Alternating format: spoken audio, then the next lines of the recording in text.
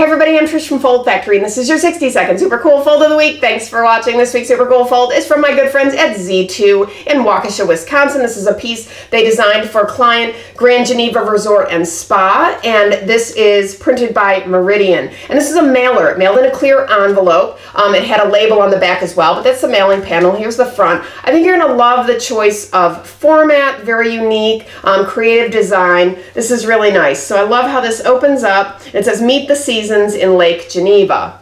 And as you open it, you can see this wonderful little layered die cut going on here. Flower, golf ball, leaf, and then there's a snowflake back here.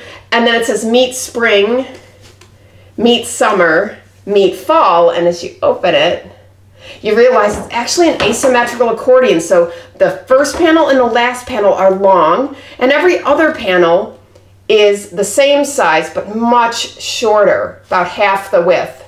So, and then they also used swinger die cuts on 3 of the folds. So that's how you get that really nice layered die on the edge and kind of a sculptural feel when it's open. And so then each open panel relates to that specific season. Really nice. These are about on an 80-pound coated cover.